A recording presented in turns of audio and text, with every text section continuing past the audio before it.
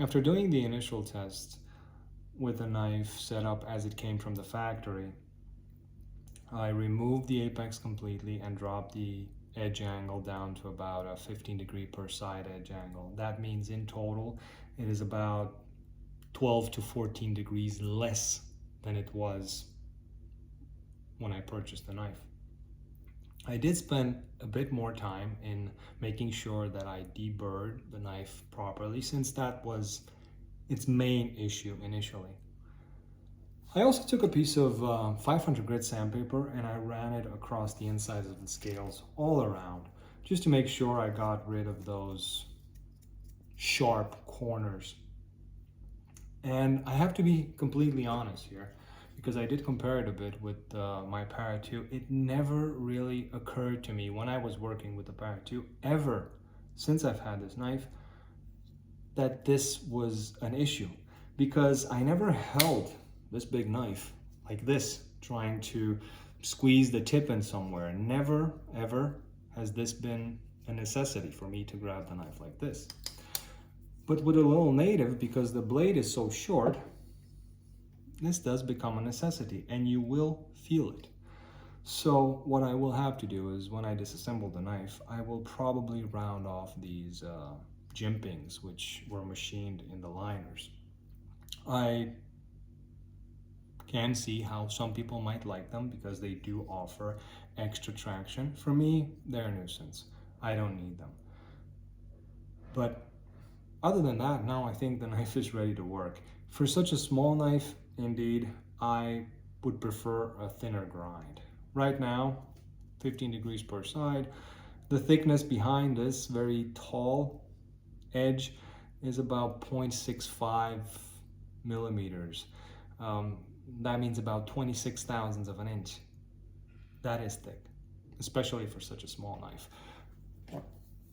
This one is about 0.5 millimeters thicker than the little native. So considering the size difference, this one is pretty thick.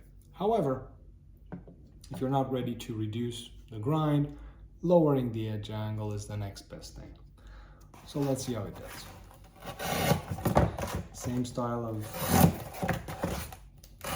little cardboard box. And for these cuts, it's not going to be an issue.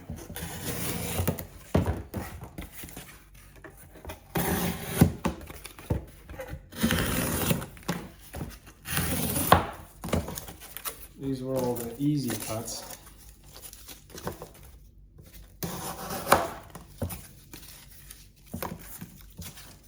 Let's see the slightly harder cuts.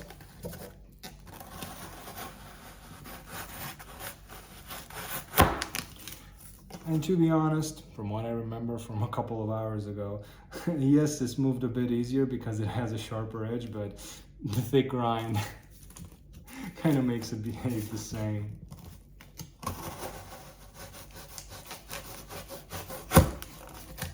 And once again, I'm not putting my thumb here, but I'm holding this part of my index finger right across the jimping, and that's where it hurts.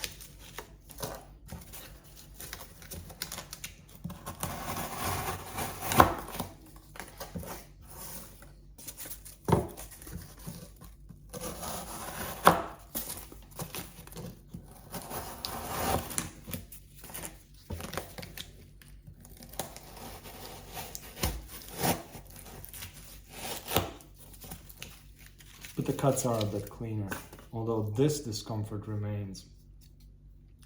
It's not that huge, but you know, if you're looking for it, you can notice it. Let's do some cuts across the grain, thin cardboard. Especially if you angle the blade a bit, you're not going to get any issues. But where you do get the issues is with thicker cardboard.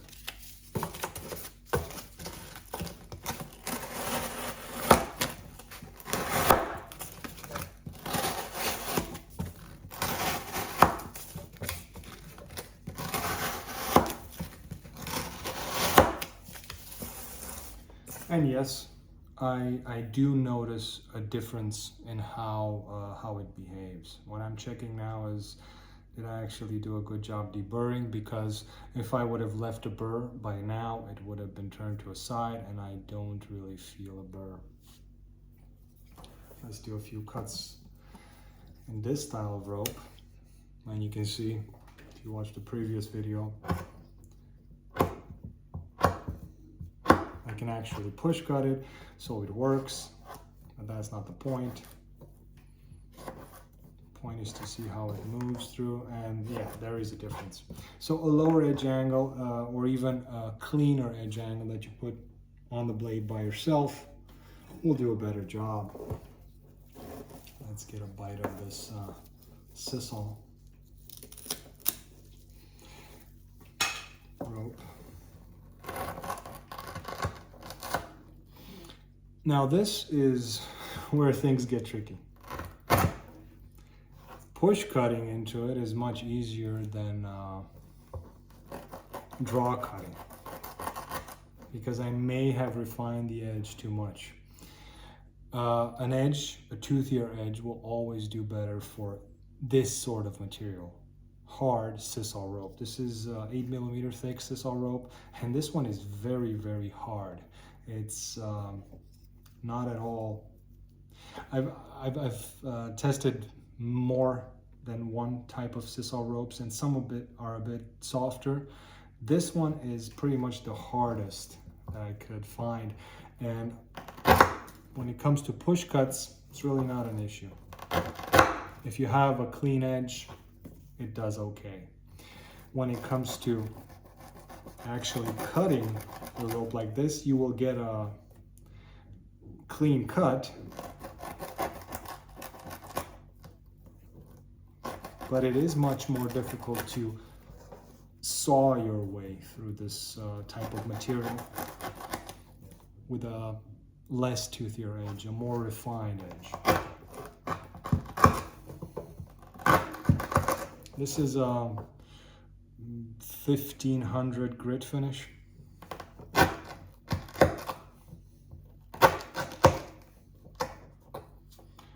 Yeah, it's doable. I don't see any damage on it. So like I said, I did do a good job deburring it. That's a very important step which a lot of people forget. Deburring. That's why so many people have an issue with S30V, and they say it doesn't hold an edge, it's chippy, because they don't do a good job deburring, as was the case for this knife when it came from the factory. The edge was there, it was clean, but the knife was not deburred, so it didn't actually do a very good job slicing through a piece of paper. Now when it comes to pine, I think you can see the difference in control, if nothing else.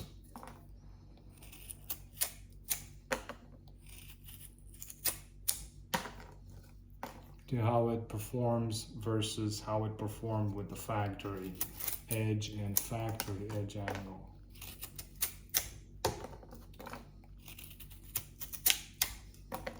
Effort is reduced because the wood does not clamp, this pine wood does not clamp on the blade as hard as cardboard does. But if you have a wood that's maybe a bit greener that clamps down on it, then you will once again notice the thick rind. And I have to be honest, just this very fine sandpaper, 500 grit is not too coarse, does make a huge difference when it comes to comfort in hand. This is something that's naturally, if you've ever worked with a couple of knives and then done this mod, you will notice. If you want to go more extreme, you can round it off even more so than this and make it completely round to the point where you don't have any hot spots. The worst part of this is the pocket clip. This one, I don't mind. Now let's see how it does on this very dry beech wood. I can get shaving, something that resembles a wood shaving, and I'm not resting the piece of wood. you are, you're gonna get more control. So even a reduction to a, I would call this a regular edge angle. I mean, this is nothing extreme. Makes a huge difference. Now, that wood can be rather hard on edges. So let's see the damage which was done.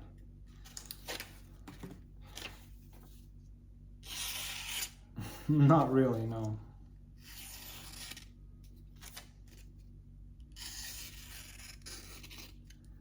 And to be honest, I don't know why I was expecting some damage, because not because wood is so abrasive that it would damage an edge.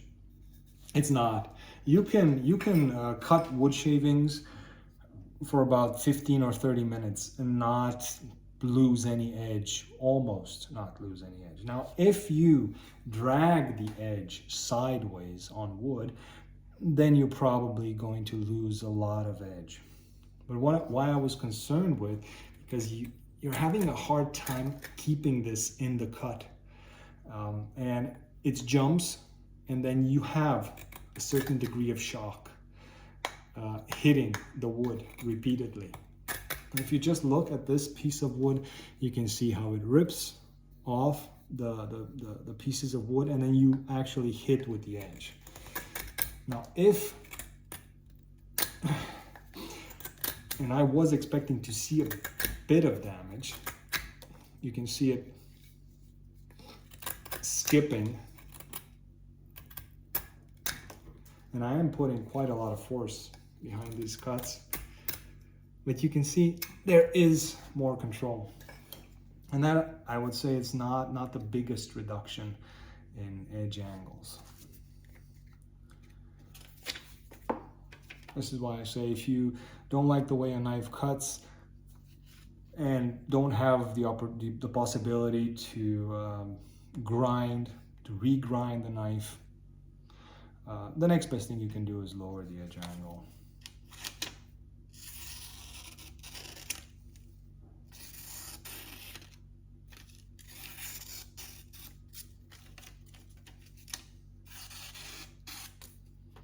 It's still sharp, it cuts through a piece of paper. I have some thinner paper here.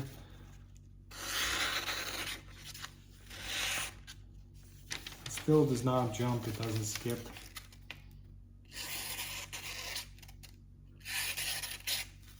Maybe not the perfect cut, but I didn't spend that much time sharpening it. I spent, I think, more time deburring the edge than actually lowering the edge angle and sharpening it. So yeah, a huge difference. And the pocket clip, honestly, I don't even feel it. It's a very small knife. It's chubby enough that it gives you a lot to hold on to, and does great. For my liking, I think I will definitely reduce the thickness of the grind at some point, because I don't know if you can see this, a much smoother cut.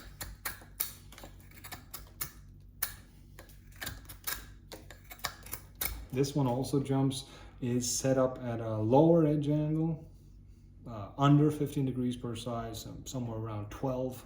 So same edge angle as with a Mora. And even with this hardwood, by holding the piece in hand, so not having that much stability, I can almost get full slivers of wood. And here I'm not really concerned with the apex. Here I would be concerned with warping the grind, because it is so ridiculously thin. Like I said, the edge angle is about 12 degrees per side, and I don't know if you can see it, the actual edge is probably 0.5 millimeter wide, so it is very, very thin behind the edge. And still, S30V does a great job. This is why don't agree with people who say that S30V is not enough.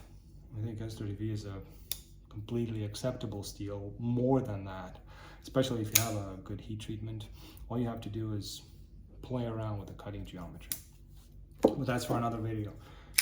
So yeah, the Spyderco Little Native. First couple of cut tests, and I'm happy with it.